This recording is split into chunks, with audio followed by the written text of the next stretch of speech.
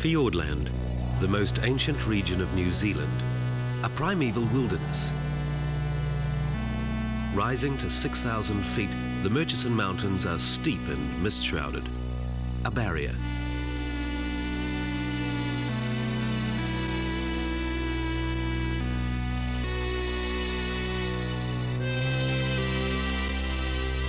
Below the rock faces, the Murchisons offer refuge.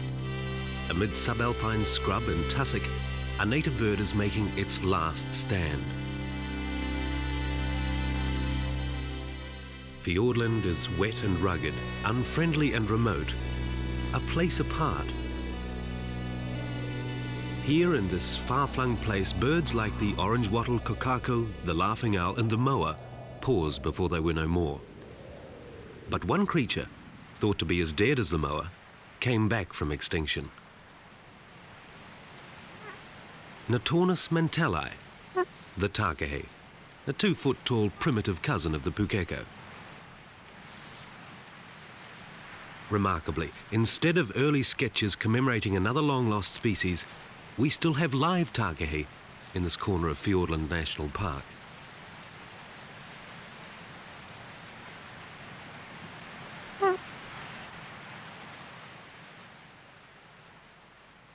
The completely flightless Takahe is one of the rarest birds in the world, and its continued survival is uncertain. Prehistoric Takahe browsed grassland and forest over both islands.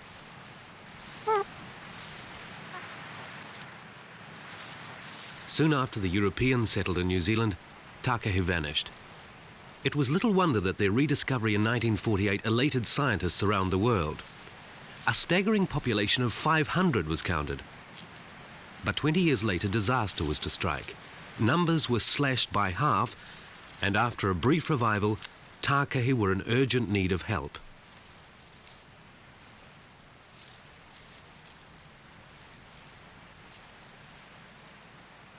Takahe began their decline centuries ago.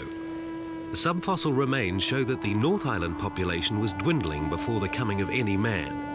By the time the European arrived, they disappeared completely from the North Island, and in the south they were in full retreat towards Fiordland.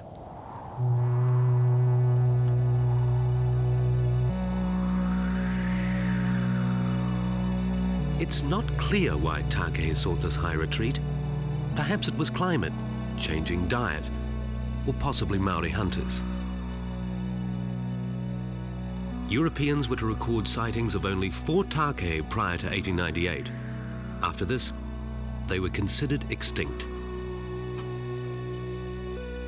Extinct or not, a few were skeptical. One man believed they lived. He'd seen strange footprints, and his search led up a forested mountainside and into this hidden valley. Here, just across Lake Tianau, the lost species reappeared.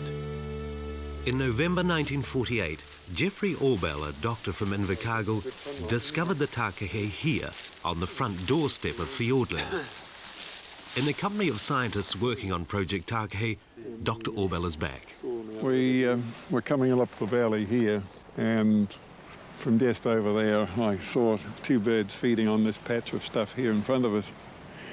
So I had the other 3 people with me, and we had the net, and we carefully put the net out round here behind me and brought it across. I took it across over there and brought it round the back of the birds, which were in this long tussock here. And then we walked forward and picked them up out of the net. They'd just gone into the net. They weren't hurt in any way. And then we took them over to the beach and tethered them on the beach while we took photographs of them. A month later, Orbell returned with a scientific party led by the late Sir Robert Feller, then director of the Dominion Museum. The group recording events had little idea of how many birds existed. But there were chicks, so not only were Takahe alive, but thankfully they're breeding. A somewhat inelegant pose, but these inverted celebrities came to represent a healthy population.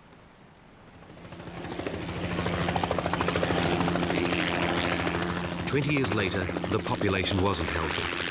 By 1970, Takahe faced extinction. This time, the threat was real. Saving the Takahe became top priority for the Wildlife Service. It takes a certain commitment to work for 5 years in the sort of extremes that Fiordland offers.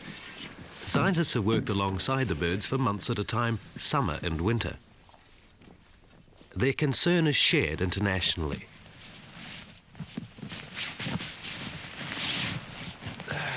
Good day today. One study area is Plateau Creek. The birds up here have never raised a chick successfully, and like some other areas in the Murchisons, it's a place that troubles scientists.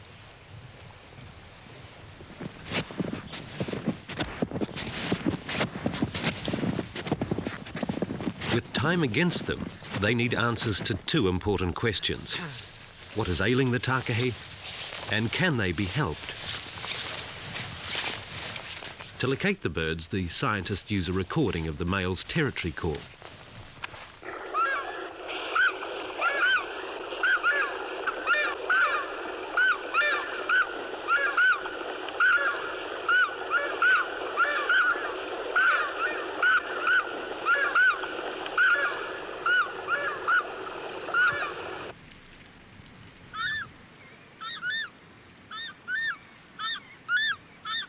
It's an old trick that Jim Mills and Roger Lavers often use, and which rarely fails. That is, if the birds are about. They are here. At least one is, the male, and his mate won't be very far away. He's a fierce defender of his territory. Any intruding Takahe is smartly challenged and turned back, but today his patrol is a struggle in soft snow.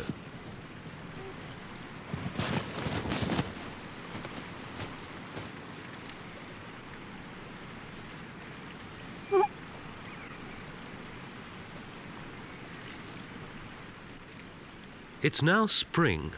The pair have come up to 2,000 feet or so from the beech forest where they've spent winter. Up here, the tussock, their main food, is under a fresh fall of snow.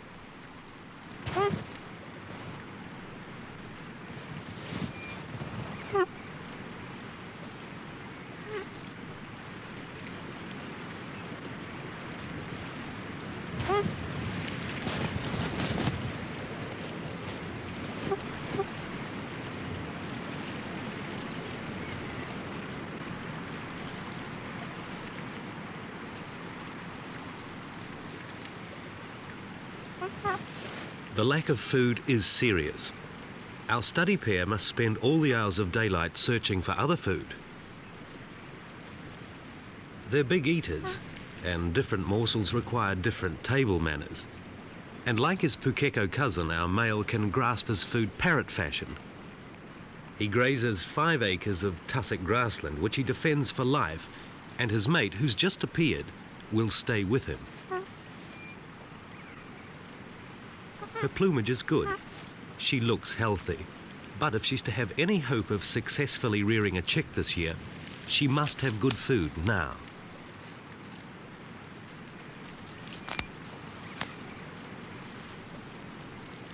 Because little else is available, the pair grub for underground stems, the rhizomes of the fern Hyperlepis.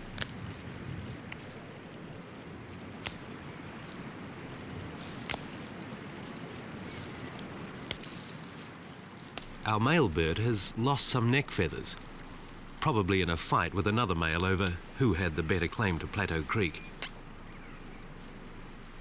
This snowfall has come late, but now that they're up here, they must wait for the thaw. But even if they'd stayed below in the forest, food, and in particular good Hyperlepis rhizome, could have been just as hard to come by. Hyperlepis is high-energy food, but it may not be the balanced diet they need to achieve breeding condition. It's their winter mainstay. But in severe winters, Dr. Jim Mills has seen birds unable to forage for rhizomes in the forest. Among the beech trees, winter temperatures can plummet to below -15 degrees Celsius. Normally, this poses little problem as the low forest plants insulate the soil. But in some places, this layer has been damaged by red deer. The soil freezes and Takahe can't dig up the rhizomes. In fact, this forest has been ravaged by deer, and the few ferns which remain are unpalatable to the Takahe. Soon after Takahe were rediscovered, red deer plagued the Murchisons. A war began. The opening shots were fired by ground shooters. In the 50s, they accounted for 4,000 deer. Later, helicopter patrols killed a further 13,000. Significantly, it was during the deer explosion that Takahe numbers were halved. Several harsh winters may have played a part in the rare bird's decline, but the real culprit was man. He brought in the hungry deer.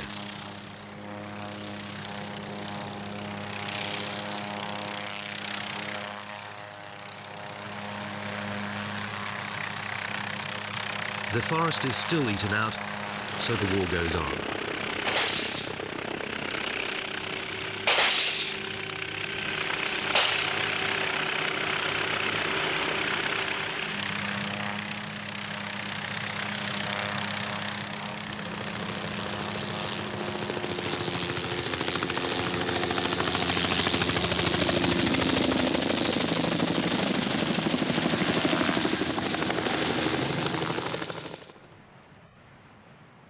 November has come, bringing warmth and fertility.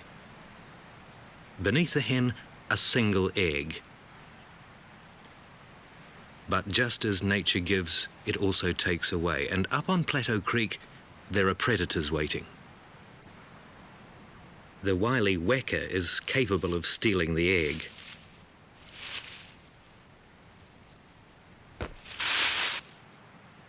Cheek and persistence are the weka motto.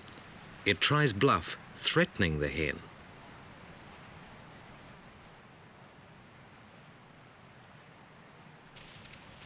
Not to be put off by stout defense, and while the hen faces one way, the weka goes for the egg from the other side. The Takahe can withstand the weka, their long-time natural enemies. But scientists are concerned with an introduced predator. It's skilled at taking eggs, chicks, and sometimes adults.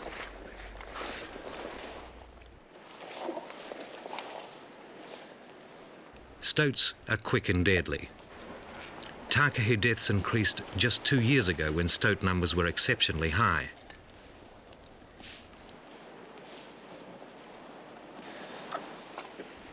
It's thought that stoat numbers will again be high next year, so scientists intend carrying out a program of saturation trapping. They can't risk losing any more birds. Numbers are already critically low.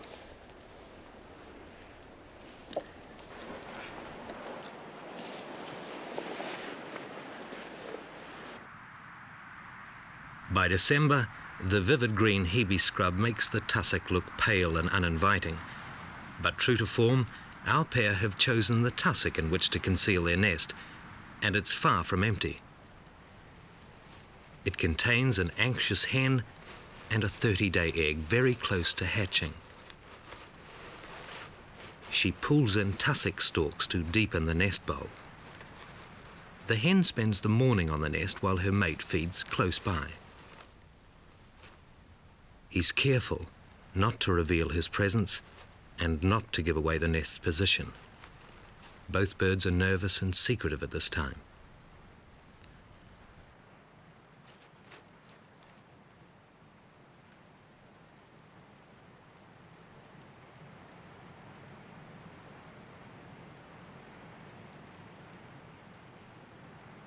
While he's in a clearing, we can see that his neck feathers have grown back since his fight in early spring.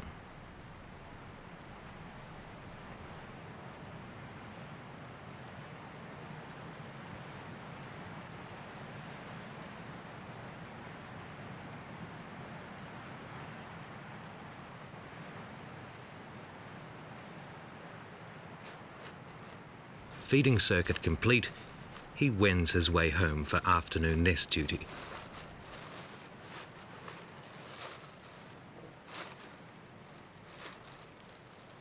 This jerky concern means that hatching is close.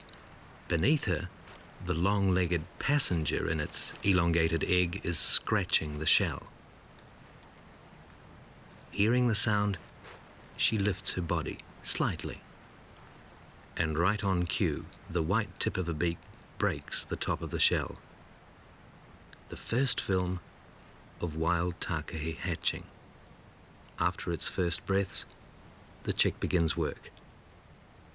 It must now toil all day without help to gain its freedom.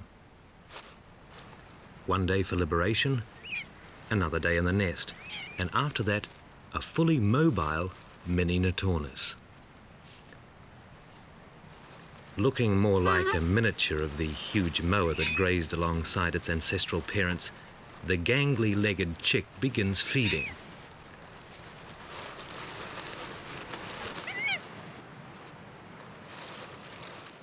It's now mid-January. Having been beak-fed insects for 3 weeks, the chick changes to a menu more fitting for an adult Takahe: tussock stems and seed heads.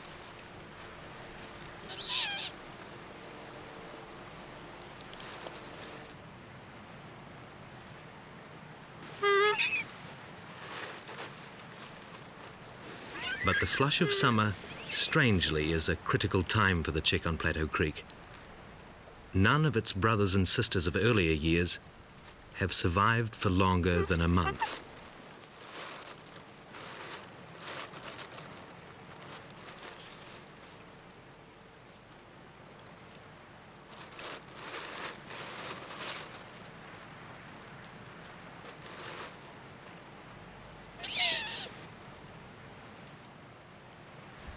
When Takahe shared the grasslands and forests with the equally flightless moa, kiwi and weka, there were no mammals to prey on them.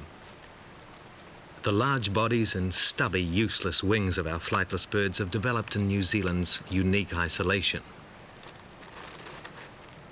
New Zealand was a paradise for birds. The grass feeders didn't need to fly. Their wings became vestiges.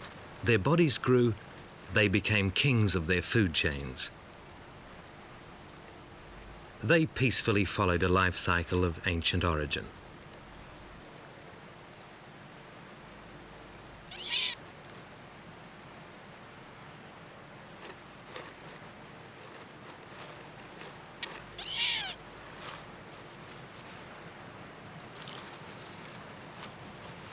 Our chick is growing. It's now 4 weeks old and seems to be doing well, learning to forage for itself, while still accepting seeds and carefully prepared tussock. The adult's sharp beak snips off a stalk and adroitly strips away the outer husk. When the chick learns how to do it, the nutritious end portion will be its steady diet.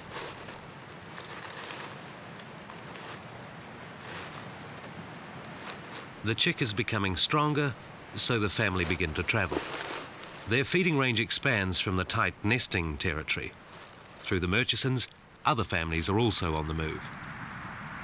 At the moment, the total Takahe population is holding its own, albeit precariously. The peculiar thing is that chicks in some valleys do have a much better time of it. But on Plateau Creek, scientists can only watch as year after year, the same thing happens.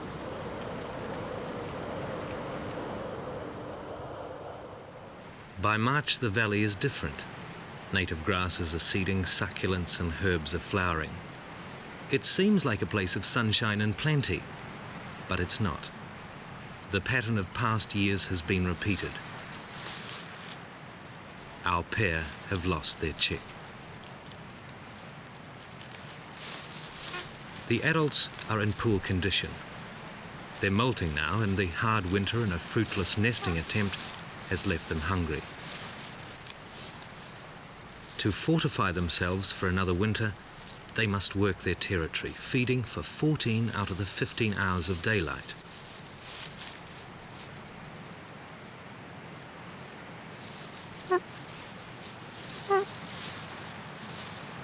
The slowly rocking head moves from one grass stem to another, stripping seeds, reaping beakfuls for the ever-hungry bird.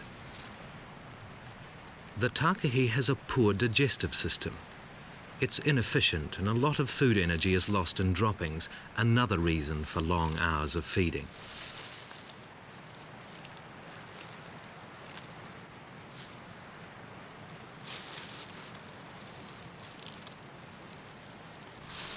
Takahe flew to New Zealand something like 7 million years ago.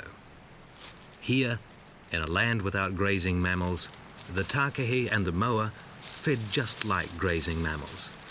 They were like Africa's antelopes and Europe's deer. But being an ancient species means being set in your ways. An inability to adapt to changing climate and diet may be hastening the bird's end. But scientists working on Project Takahe could have found a way of slowing the decline. It's taken a long time, but after 7 years, Jim Mills and his team can claim a breakthrough.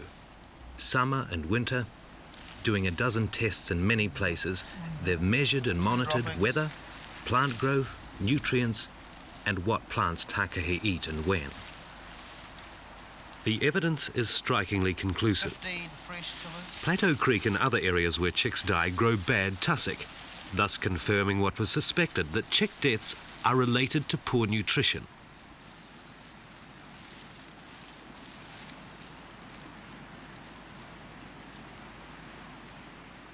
Nitrogen and phosphorus, both essential for life, are scarce in these soils, so plots have been top-dressed using fertilizer rich in the missing elements.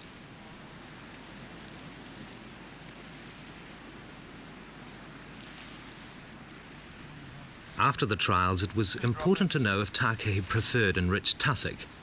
And how do you know if birds have eaten a treated plant or not? Quite easily by counting the stalks left behind. 15 fresh tillers. The result? Takahe greatly preferred fertilized plants, so the areas where chicks die will be top-dressed after the winter. But Fiordland is one small basket containing all the takahe eggs.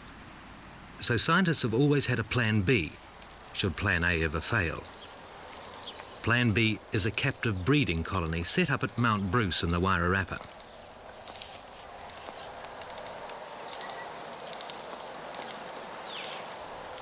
Far away from vermin, predators and competitors, captive takahe can languish on the best diet science can provide and reproduce. At least that was the theory.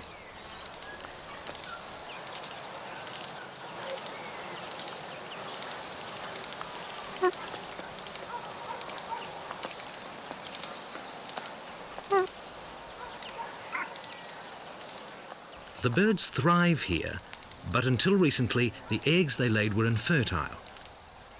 The fiercely territorial takahe were put off their courtship rituals by having neighbours just over the fence. Only when enclosures were widely separated did breeding success occur.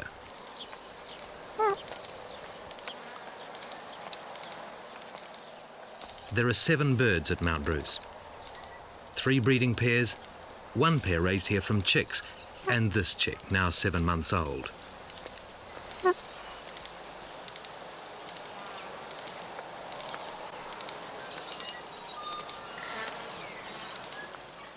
But the future of the captive breeding program's uncertain.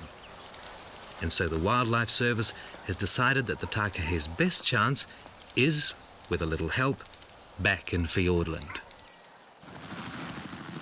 Another spring on Plateau Creek. No late snowfall this year, only the gentle rain of fertilizer pellets.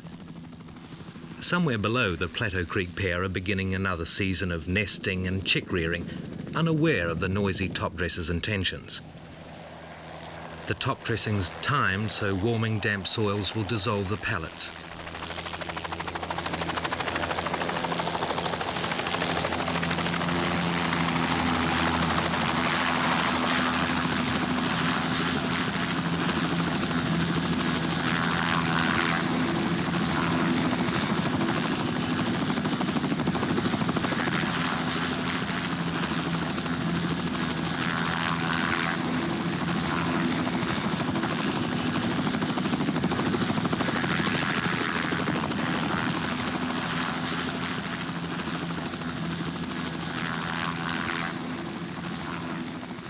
It'll be repeated in 4 other territories, and for 3 years Wildlife Service will monitor its effect.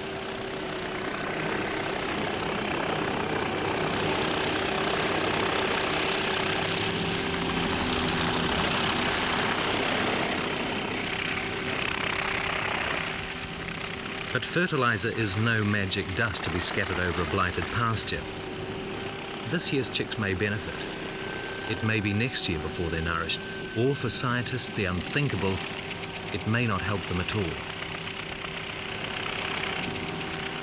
While the product of prolonged research is spread from 100 feet above the tussock, help in another form flies at 22,000 feet. Sophisticated aerial mapping gear is being used to plot a course over the Murchisons. And the drift will be starboard 4. Okay, for A battery of multispectral cameras will photograph the entire territory that could support Takahe. We are to the right, 18, and 3 to go.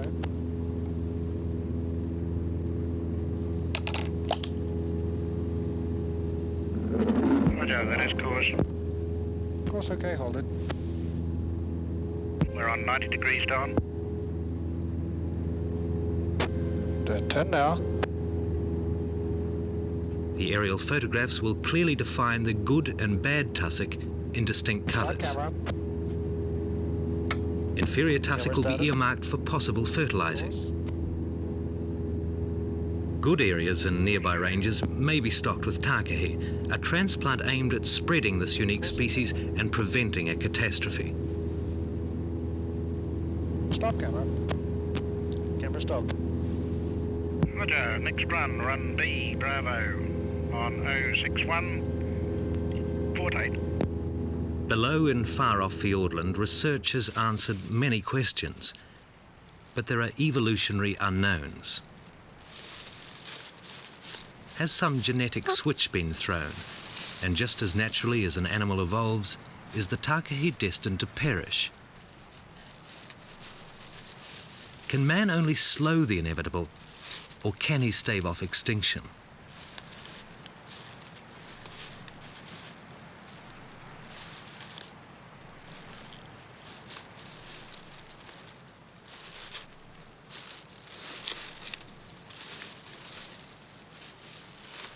Fertilising and transfer work is the climax of Project Takahe. This is man's attempt to make good his part in endangering the species. In doing this, he hopes to tip the balance towards survival.